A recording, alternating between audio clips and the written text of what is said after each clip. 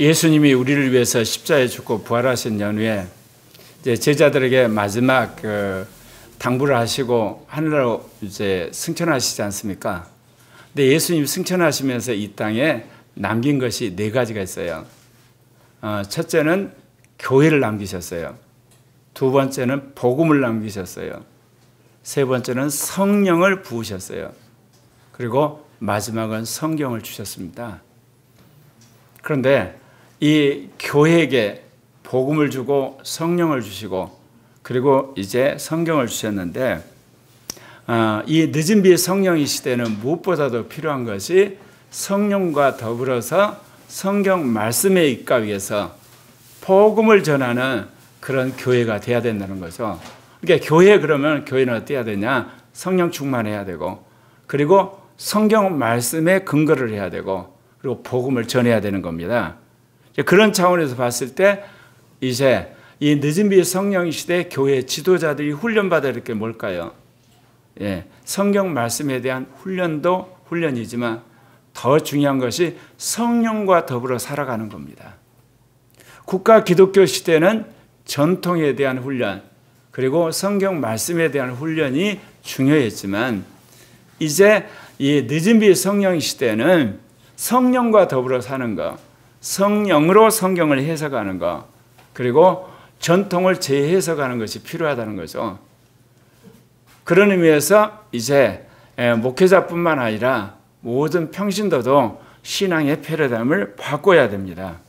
특별히 지도자가 되면 성령 안에서 예언의 은사를 받아야 되는 거죠. 모든 은사가 있지만 미래에 대해서 또는 영들의 세계에 대해서 우리에게 알려주는 것이 예언의 은사잖아요. 그렇기 때문에 예언은 지도자가 필시 받아야 되는 겁니다. 그런데 이제 가끔 이 예언의 은사 그러면 그거는 예언자만 받는 것 아니냐 또는 특별하게 예언 사역하는 사람만 받는 거 아니냐 그렇게 생각하실지 모르지만 사도 바울이 고린도서 14장 1절에서 그랬어요. 사랑을 따라서 우리가 신령한 것을 추구하되 특별히 예언하라고 그랬습니다. 늦은 비 성령의 시대 지도자는 이 예언의 은사를 구해야 되는 거고 주님께서 이 모든 지도자에게 예언의 영을 부으실 겁니다. 특별히 사도 바울이 서신서에서 그 이야기를 했거든요. 종말에 너희가 예언을 멸시하지 말라고 그랬습니다. 특별히 앞으로 점점 영들이 혼미케 하는데 무엇보다도 우리가 예언의 영을 받아서 사역하는 그런 지도자들이 돼야 되겠습니다. 예언은 지도자로 하여금 효과적인 사역을 하게 하는 겁니다. 디모데전서 4장 14절부터 15절에 보면 내 속에 있는 은사 곧 장로의 회에서 안수받을 때 예언을 통하여 받은 것을 가볍게 여기지 말며 이 모든 일에 전심전력하여 너의 성숙함을 모든 사람에게 나타나게 하라. 그러니까 디모데가 장로에서 이제 안수를 받아서 그가 전도자가 되는데 그가 예언을 받게 되는 거예요. 그러니까 그때 받은 예언을 마음속에 간직을 해서 그를 가볍게 여기지 말고 그 예언대로 전심전력을 하라고 그래요. 여러분 예언받은 사람들, 은사받은 사람이 특징이 있어요. 게을러요. 교만해요. 자고해요. 그리고 남 위에 군림하려고 그래요. 오늘 주님이 뭐라고 이야기해요? 모든 일에 전심전력 하라고 그랬어요. 전심전력. 저도 이런 것들을 성경을 통해서 배우기 전까지는 은사 받으면 그냥 날로 먹는 줄 알았어요. 공짜로 모든 게 굴러오고. 그러지 않아요, 여러분. 주님께서 여러분에게 예를 들면 사업에 대한 예언을 주셨어. 내가 너를 이렇게 축복하고 너의 사업을 축복하시겠다. 그러면 어떻게 해야 되겠어요? 전심전력에서 사업을 해야 되는 거야. 그러지 않으면 망하는 거예요, 여러분. 주님이 예언 가운데 너를 이제 명문대에 합격시키겠다. 그것만 믿고 게으름 피면 떨어지는 거죠, 뭐. 그거를 믿고 전심전력 해야 되는 거예요, 여러분. 심지어 여러분 치유에 관한 것도 그래요. 주님이 치유해 주셨어요. 그러면 어때요? 자기가 전심전력해서 건강 관리하셔야 되는 거예요. 우리가 자꾸 이 예언이라든 은사를 자기 방식으로 해석을 해가지고 적용을 해버려요.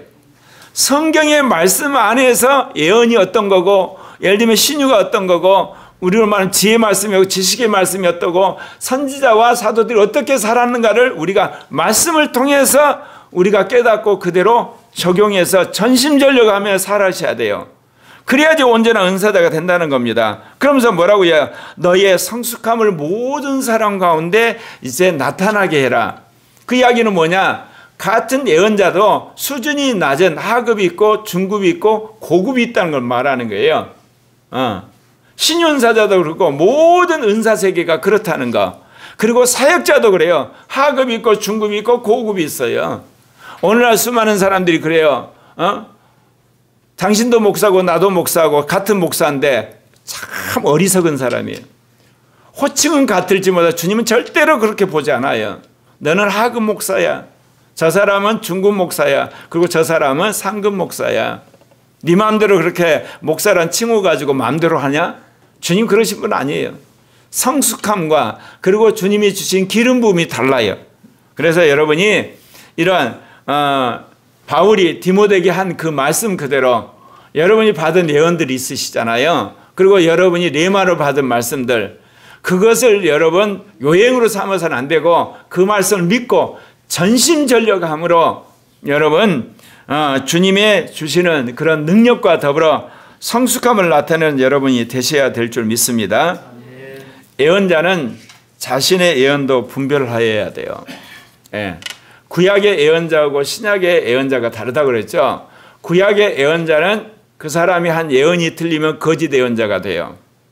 왜냐하면 구약에는 하나님이 택한 자에게만 하나님이 영을 부으셔서 강권하게 하셔서 예언하게 하셨거든요.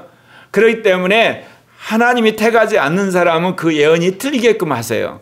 그래서 거짓 예언자로 판명돼 가지고 결국은 이스라엘 공동체에서 돌마다 죽든지 결국은 쫓겨나게끔 하시는 거거든요. 근데 신약의 예언은 달라요. 끊임없이 그 예언이 성장을 해가는 거예요. 그리고 뿐만 아니라 나만 예언을 받는 것이 아니라 성령 받은 공동체 대부분이 예언을 받게 돼요. 그러면 무슨 일이 벌어지냐? 예언을 분별할 뿐만 아니라 예언 가운데 가장 탁월한 예언을 우리가 선택을 해야 되는 거예요. 그러니까 신약시대의 예언은 함부로 예언이 틀렸다고 해서 거짓 예언자로 하시면 안 된다는 거예요. 말하자면 수준이 낮다고 해야 되는 거예요. 그리고 어떤 예언에 있어서 그 예언의 영역이 좁다고 이야기를 해야 되지, 그거 틀렸다 그렇게 말하려면 굉장히 조심하셔야 됩니다. 왜냐하면 그 사람이 크리스찬이 아니거든지 아니면 이단적인 사상을 가지고 있다든지 그 사람이 정말 거짓 영에 미혹됐을 때는 거짓 예언자지만 적어도 그 사람이 크리스찬이고 또 나름대로 성령 충만을 하면 삶을 살고 경건하게 살고 나름대로 은사사에게 열매를 맺는데 예언이 틀릴 수 있다 그 이야기입니다. 그리고 그 예언이 우리로 말하면 정확하지 않을 수도 있다는 거예요. 이게 굉장히 우리에게 위로가 되는 거예요. 내가 이거를 일찍이 알았더라면 아마 지금쯤 은사가 더 발전이 됐을 텐데 나는 구약의 선지자들이 가진 기준에 따라서 나를 봐버린 거야. 예언 틀리면 거짓 선지자잖아. 예를 들면 병 나았다는데 안 틀리면 그건 아니 틀리면 그건 이게 잘못 이렇게 신유한 거잖아. 그런 생각이 있어가지고 제가 두려워서 마음대로 못했거든요. 그래서 여러분이 아셔야 될 것은 신약은 계속해서 모든 은사가 성장하는 겁니다. 그리고 여러 사람과 연합해서 이루어진다는 걸 꼭 기억하시길 바랍니다. 그래서 여기서 중요한 것은 여러분이 스스로 계속해서 훈련을 받아야 할 뿐만 아니라 여러분이 공동체로 훈련을 받아야 되는 거예요. 고린도전서 14장 29절에 예언하는 자는 둘이나 셋이나 말하고 다른 이들은 분별할 것이요. 내가 예언할 때 다른 사람의 여러분 분별을 받으셔야 돼요. 예. 뿐만 아니라 어때요? 자신이 한 것을 오늘날 녹음할 수가 있잖아요. 녹음해놓고 여러분이 분별하는 그런 여러분이 되셔야 돼요. 예. 제가 43년 전에 받은 그 환상이 있다고 그랬잖아요. 우리나라가 이제 통일되는 환상. 봄철에 저기 남해안에서 농부가 이제 씨를 뿌리는 거. 그래서 이제 여름이 되니까 이제 기차가 휴전선을 뚫고 올라가는 그런 환상. 그래서 가을이 되니까 이제 이 평양 근방에 개성 근방에 이제 그 오곡백과 물이 있는 풍년이든가, 그리고 나서 이제 겨울이 되니까 한반도 중앙에 저렇게 예배당에서 예배드린 거, 그러면서 서로 사랑하라, 그리고 서로 회개하라, 사랑합시다, 회개합시다, 그런 말씀을 들었잖아요. 근데 저는 이제 이 말씀을 받아들이면서 그것이 이제 그대로 이제 이루어지는데 이 민족의 복음 통일을 누가 할 거 아니야? 산업화 세력이고 어떤 보수 세력, 그 세력이 저 통일의 주역은 아니잖아요. 날마다 반공만 주장하니까. 그런데 이제 진보적인 세력, 그럼 민주화 세력이 그 민주당이 나는 통일할 거라고 생각을 했댔어요, 그때. 근데 아니라다니까 2007년에 남북 간 철도가 연결이 됐어요. 개성 쪽으로는 남쪽에서 북으로 기차가 가고요. 저기 동해안 쪽에서는 북쪽에서 남쪽으로 내려왔거든요. 그때 저랑 아내랑 판문점에 갔어요. 역사적인 날. 드디어 하나님이 나에게 보여주신 통일의 환상이 이루어지는 거다고. 그런데 그걸 본데도 불구하고 제가 별로 기쁘지 않았어요. 왜 기쁘지 않았냐면 2006년도에 김정일이 뭐한지 아시죠? 핵실험을 했어요. 그러면 남북과는 통일이 안 되겠구나 생각을 했댔거든요. 근데 눈앞에서는 어때요? 내가 봤던 환상 그대로 남쪽에서 북쪽으로 기차가 올라가는 거예요, 이게. 그러면서 제가 의문이 생긴 거야. 북한의 핵을 만들고 미사일을 만들었다는 얘기는 통일을 않겠다는데 계속 그쪽은 공산주의로 가고 이쪽은 자본주의로 가고 우리는 자유민주주의로 가고 저희는 사회주의로 가면 무슨 통일이 돼? 아니라 다를까 어떻게 됐어요, 오늘날? 북한이 통일하지 않겠다고 해서 모든 그 남북 연락사무소 그걸 다 폭발을 해버렸어요. 제가 무슨 이야기를 하느냐면 제 예언을 잘못 해석한 거예요. 남쪽에서 북쪽으로 기차 올라가니까 환상에서 본 것도 똑같잖아요. 그러니까 이제 이루어지려고 제가 이제 생각을 했는데, 그런데 성령께서 안에서 나에게 준 이게 아니라는 그 징조가 뭐냐? 김정일이 핵실험을 하고 그리고 또 아까 말한 미사일을 만드는데 통일이 되겠냐? 역시 안에서 영이 한 말이 맞았어요. 그래서 여러분, 그 영을 분별할 때나 모든 것들은 항상 기준이 뭐예요? 눈에 보이는 피조물을 통한 현상이 아니에요. 성경에서 말한 기준보다도 항상 영이 최종적으로 말씀해 주시는 거예요. 결국은 영이 불안한 마음을 주었는데 그게 맞았어요. 그래서 우리가 영의 어떤 예언을 들었다. 그러면 어때요? 그 분별할 때 훗날 여러분이 기도하는 가운데 또 다른 영의 음성을 들을 때 영이 거기에 재차 확인을 해주세요. 네. 또는 그거 네가 이전에 받았던 건 감정이 격해가지고 흥분이 돼가고 온 거 잘못된 거다 그렇게 말씀을 하시는 거거든요. 예. 또한 성령은 주님의 종들에게 종말의 비밀을 알려주시는 겁니다. 아모스서 3장 7절에 보면 주 여호와께서는 자기의 비밀을 그 종 선지자에게 보이지 아니하고 결코 행하심이 없으니라. 이스라엘 공동체 가운데 주님은 꼭 선지자에게 말씀을 하셨고 이 땅에 예수님이 오시고 나서 사도들에게 말씀하셨고 신부들에게 말하고 목사들에게 말하고 하나님께서 이제 은사자에게 말씀을 하시는 거예요. 오늘 여러분들이 하고 싶은 말이 바로 이겁니다. 아까 말한 것처럼 저는 남북의 복음 통일의 주역이 민주화 세력이고 진보 세력인 그 당시 민주당이 주도할 줄 알았죠. 그런데 아까 말한 것처럼 북한이 핵실험하면서 이거는 틀렸구나.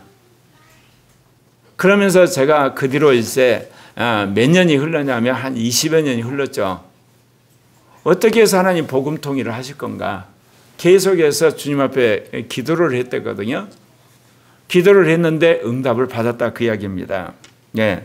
한국 역사를 보게 되면 우리가 지금 4단계를 지나고 있습니다. 첫 번째가 반공시대. 그 말할 것도 없이 1950년 6.25 전쟁을 겪고 나서 이 땅은 반공, 시대정신이 반공이었어요. 그리고 이제 5.16 군사 쿠데타 이후에는 산업화가 시대정신이고, 그리고 1980년 5.18 민주화 항쟁 시대는 우리의 시대 정신이 민주화였어요. 그런데 자유화가 이제 시작이 됐다는 겁니다. 예. 그런데 놀랍게도요, 한국은요, 참 하나님의 축복으로 이 세대 혁명이 20년마다 이루어지고 있다는 거죠. 그래서 한국의 세대 혁명을 보면요, 80, 90 세대는 반공 세대예요. 예. 그러니까 80, 90 이 사람들이 뭐냐? 반공의 교육을 받고 그들이 성인이 돼서 반공 시대를 구가해요. 70, 80 세대는 어렸을 때 태어날 때부터 이 산업화, 경제 개발 그거를 이제 교육을 받고 이제 나중에 성인이 되는 거죠. 40, 50 세대는 자기들이 태어날 때 흔히 독재 투쟁, 그 다음에 독재 정권 타도라는 것을 교육을 받고 커요. 그래서 오늘날 그들은 40, 50 세대는 민주화에 그야말로 매몰되어 있는 거예요. 그런데 주님이 2030을 자유화의 새로운 시대로 주님 불러낸 거예요. 누구를 통해서요? 제가 정말 민주화 세력이 통일 세력이 아니라는 생각이 들어서 이제 하나님께서 보수 세력을 통해서 통일을 할 거다 생각을 했지만 도저히 보수 세력이 통일할 수가 없잖아요. 왜냐하면 그들은 산업화 세력이니까. 그런데 하나님께서 작년에 2024년 12월 3일 대통령이 비상계엄을 했잖아요. 모든 사람이 계몽령이라고 그러죠. 맞아요. 우리나라의 KBS, MBC, SBS, CBS가 다 주사파 세력에 의해서 조종받고 있어요. 이게 핵심적인 모든 것들은 다 속이는 거야. 그리고 조선일보, 동아일보, 중앙일보 얘들도 다 주사파 논조에 매몰돼 있고 심지어 케이블 TV, 채널 A나 TV조선, 특별히 JTBC 이거 완전히 주사파의 한마디로 프로파간다야. 좌파 유튜버는 말할 것도 없어요. 요즘에는 우파 유튜버도 그래요. 그렇기 때문에 사람들이 우리나라의 중요한 핵심적 이해관계에 있는 그런 문제에 관한은 다 지금까지 가스라이팅 돼가지고 사람들이 그 세뇌되어 있는 거야. 이렇게 하고 어떻게 통일이 될 것인가 정말 깝깝했거든요. 특별히 이 민중민주주의, 그 다음에 동성애 독재, 이 주사파, 녹색 사회주의 이런 그야말로 모두가 이제 신공산주의인데 민주적으로 위장된 공산주의고 점진적으로 공산주의가 돼가는데 어떻게 해서 이 나라가 자유민주 국가를 유지할 수 있을 건가 우리나라가. 그것도 걱정이고 또 하나는 뭐냐. 어떻게 복음 통일하고 자유민주 통일을 하냐. 이건 더 깝깝한 거야 이제.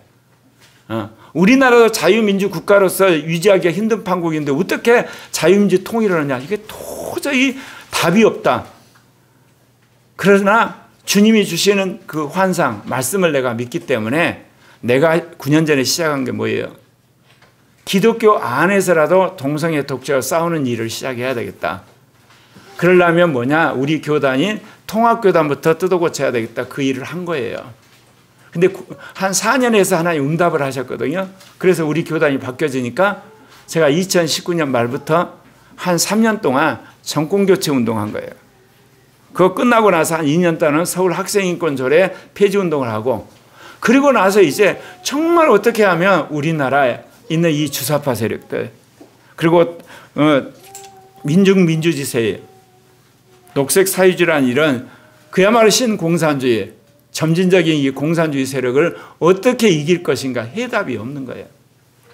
나는 분명히 2019년 10월 9일인가 그때 이게 광화문에 사람들이 한 100만 모였을 때 조국 법무부 장관 퇴진하라 그 데모를 했을 때 그 다음 날 사회주의자인 이 조국이 법무장에서 물러나거든요. 문재인 대통령이 겁을 먹고 사임을 시켜요. 그때 제가 윤석열 대통령이 될 거라는 확신을 가졌거든요. 그래서 3년 동안 제가 평안한 가운데 정권교체 운동을 했는데 왜 검찰총장을 세웠냐? 주사파 때려잡기 위해서. 그래서 이제 대통령이 되고 나서 내가 굉장히 마음속에 기뻐했거든요. 드디어 주사파 때려잡겠다. 아니 2년 반을 지켜봤더니 거꾸로 주사파한테 당하고 있네. 거꾸로. 내가 잘못 받았나? 분명히 검찰총장이 이 주사파를 때려잡으려 하나님 세우셨는데 아니라 될까 12월 3일 비상계엄을 해버린 거야. 아, 이거구나. 근데 비상계엄 한 거는 잘했는데 왜 2025년 1월 20일 트럼프가 집권하고 나서 하지? 이렇게 멍청하게 40일 전에 해가지고 국민 모두가 80%가 탄핵에 찬성할 정도로 완전히 코너에 몰리는 벼랑 끝으로 가냐? 그래서 내가 그럼에도 불구하고 무슨 이유가 있겠지. 왜냐? 국회보다 더 많은 군인들을 선관위로 보냈잖아요. 정말 저거는 잘했다. 선관위 부정선거를 까야 되니까. 그러면 무슨 비밀이 있겠구나.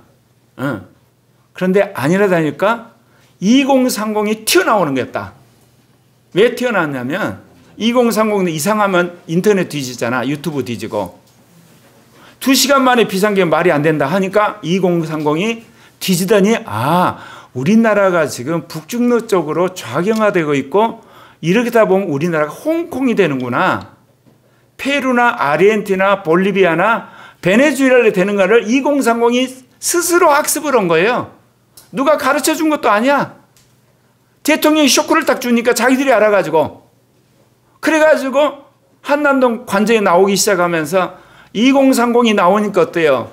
이제 중도층이 저 뭔 일이야 또 뒤진 거야. 그러니까 전환길 같은 사람이 나온 거야. 이 사람 강의 들어보면 알겠지만 이 사람 정말 자도 아니고 우도 아니고 중립이거든. 심지어 비상계엄 터지고 나니까 이건 미친 짓이야 하고 자기가 비판하는 동영상 올렸다고. 근데 나중에 자기가 가르친 2030들이 예를 들면 저 한남동 관저에 데모를 하거든. 뭔 일이야 하고 자기도 뒤져본 거야. 인터넷 뒤지고 유튜브. 우리나라가 북중로 쪽으로 가면서 좌경화되고 있네. 주사파에 의해서 이 나라가 완전히 망해간 거 알면서 이 사람이 유튜브 올렸잖아. 대한민국 망하게 하는 건 사법부다. 우리나라 분열시킨 건 언론이다. 결정적으로 선관위가 이 모든 일의 원흉이다. 그렇게 한 거 아니야. 그러니까 이제 중도층이 이제 나오니까 누가 나와? 호남이 나오잖아. 아, 우리가 이재명하고 민주당한테 가스라이팅 당했다. 내가 이번 한 달을 보면서 하나님이 하시는 일은 이렇게 놀라운 일이구나. 43년 만에 응답을 받은 거야. 2030이 자유와의 선봉에 서기 때문에 우리나라 이제는 공사는 안 돼요. 우리나라 이제 사회주의 안 돼요. 2030이 얼마나 저돌적이고 그리고 굉장히 명쾌합니까? 사실에 근거해서 논리적으로 그리고 자발적으로 그거 하거든요. 그러면서 제가 40년 만에 응답받은 그 이야기를 하는 거예요. 그래서 2030이 주축이 되어서 주님이 나에게 주셨던 환상, 이 나라를 자유민주 국가로 새롭게 세팅을 할 뿐만 아니라 이제 자유민주 통일의 주역이 되겠구나. 그 확신이 오게 된 겁니다. 이 날이 오기까지 내가 얼마나 가슴앓이를 했겠습니까? 드디어 제가 너무너무 감사한 거예요. 하나님이 강권적으로 한국교회의 기도를 들으시고 여러분 작년 10월 27일 100만 명이 모여서 예배드리고 기도한 거 하나님 응답하신 겁니다. 왜 여러분에게 이제 이야기를 하느냐? 여러분이 그동안 제가 30년 가까이 여러분의 귀가 따갑도록 한 이야기를 여러분 그냥 그냥 귓전에 흘려보내셨죠. 이제는 믿으시고 여러분 개인과 여러분의 가정과 여러분의 미래를 완전히 그동안 들은 말씀에 올인하시기를 바랍니다. 앞으로 나라가 통일될 텐데 그렇다면 나는 어느 분야로 그리고 뭐를 해야만 쓰임받을 수 있을 건가? 우리나라 통일돼서 그야말로 아시아의 선교 기지가 될 텐데 나는 어떻게 준비하면 하나님 쓰실 것인가? 그 믿음을 가지라는 겁니다. 아시겠습니까? 어느 분야에 있든 무엇을 하든지 이제 명확하게 하나님이 이제 이 나라를 자유민주 국가로 이제 세울 수 있는 강력한 2030 세력을 기업하기 시작했고 이들이 이제 주사파 이 4050을 완전히 깨트릴 거고 6070과 연합을 해가지고 이제 남북 통일의 자유민족 통일의 주력 군대가 될 거예요. 그래서 앞으로 저 사역의 모든 주력 방향을 2030으로 제가 잡았어요. 그래서 어제 유튜브 이제 처음 했는데 그 제목도 그래요. 2030의 자유와 혁명입니다. 그래서 우리 교회도 그래요. 가급적이면 2030을 어떻게 하면 전도할 것인가. 그리고 또한 저도 어떻게 하면 2030을 전략적으로 끌어들여서 자유민주 체제를 수호하고 또한 그들을 복음화하고 또 그들을 변화시켜서 통일을 할 것인가. 그런 하나님의 분명한 응답을 받았다는 거죠. 그래서 오늘 말씀이 예언을 성취하는 2030입니다. 여기에 여러분 모두도 이제 확신을 가지고 참여하는 여러분 되시길 바랍니다. 기도하겠습니다.